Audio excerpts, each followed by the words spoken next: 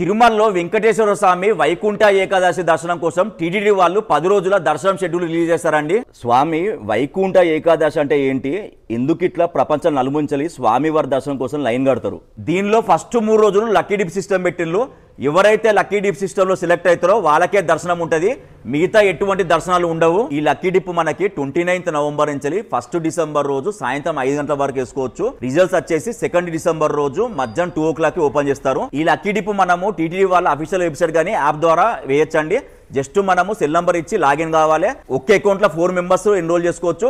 Just మీ పేరు, మీ Aadhaar card number ఇస్తే సరిపోతుంది. ఈ లక్కీ డిప్ లో సెలెక్ట్ అయిన వారికి దర్శనం ఫ్రీ అండి, ₹1 కూడా తీసుకోరు. మిగతా 7 రోజులు 2 జనవరి నుంచి 8 జనవరి వరకు దర్శనం చేసుకోవాలంటే మనకు మొత్తం 3 ఆప్షన్స్ ఉంటాయి. ఒకటి 10,500 శ్రీవాణి కోట, రెండోది ₹300 స్పెషల్ ఎంట్రీ దర్శనం, మూడోది డైరెక్ట్ ఉచిత దర్శనం. 10,500 శ్రీవాణి కోట 5th డిసెంబర్ రోజు పొద్దున 10 గంటలకు ఓపెన్ చేస్తారు. ₹300 స్పెషల్ ఎంట్రీ దర్శనం టికెట్లు 5th డిసెంబర్ రోజు మధ్యాహ్నం 3 గంటలకి ఓపెన్ చేస్తారు. మూడోది ఉచిత దర్శనం అండి, దీనికి ఎటువంటి టోకన్స్ ఉండవు, డైరెక్ట్ ఫ్రీ లైన్ లో దర్శనం చేసుకోవచ్చు. అకామిడేషన్ కోసం అయితే కొండపైన సిఆర్ ఆఫీస్కి వెళ్ళి ఆఫ్లైన్ లో రూమ్స్ బుక్ చేసుకోవచ్చు.